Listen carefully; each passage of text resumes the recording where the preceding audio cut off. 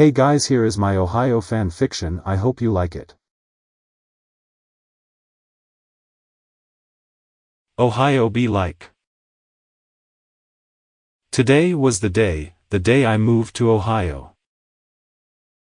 I put all my boxes into the moving van and got in to drive to Ohio. It was a long trip, but I finally made it to Ohio, but just when I got to the border of Ohio and Indiana, a guy came and said, "Hey, were you just trying to enter Ohio?" I said, "Yes, is there something I need to do?" Then he said, "Yeah, you just need to cross this line," but once I crossed the line everything changed. The first thing I noticed is the sky went dark. It was just day, but now the sun was nowhere to be seen. I asked him, "What happened?" His response shocked me. "You're in Ohio now, and Ohio is in eternal darkness." Suddenly I saw a man dressed in all black and he was coming straight for me. The Ohio man said, "It's not safe here, get in my mouth." I went in the mouth of the Ohio guy. He spits me out and said, "Sorry, I had to do that. By the way, my name is Yunglimabean." What an odd name, I thought to myself, Yunglimabean. Suddenly there was a knock at the door of our cabin.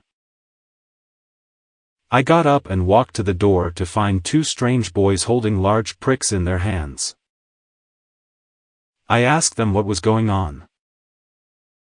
"We're here to try and harvest your blood," and then the boys began to blood me and said, "Now, you're part vampire for 30 minutes, then they blooded me and I turned to jelly.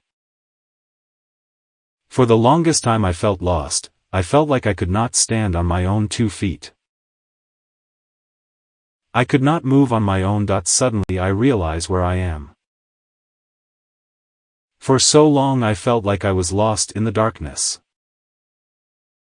I felt like I was wandering around in the night until Yunglimabean came and said, "Hey, were you just paralyzed in Ohio?" I struggled to say yes, and he said, "Oh, that's okay, you just have to drink this tea." I drank the tea, then I could feel my body again. I was so perplexed as to how this worked.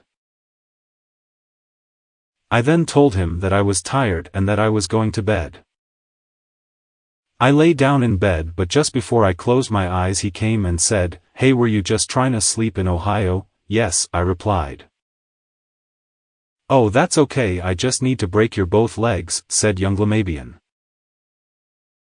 I said, "I will not let you do that," and he said, "Well, I need you to be awake in case of an emergency. I'm going to pick up my phone," I said. "Oh, okay." Then he picked up his phone and he began to call the Ohio police. I heard him tell them, "So some guy that's new to Ohio was just trying to sleep." Then the police said, "We'll be there right away." I said, "Wait, why did you call the police?"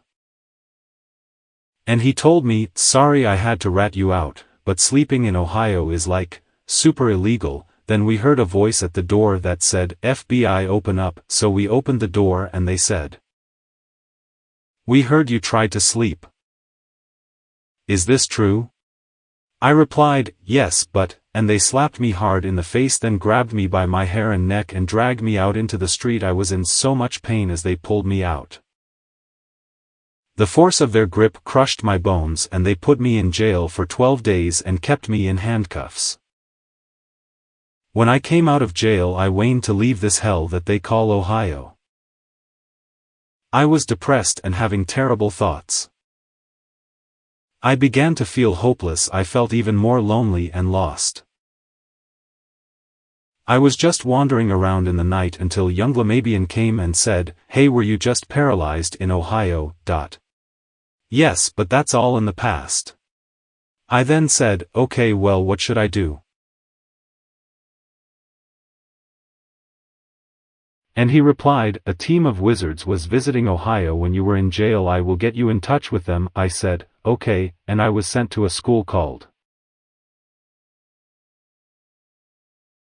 Creative Magnetism. They were even worse than normal school.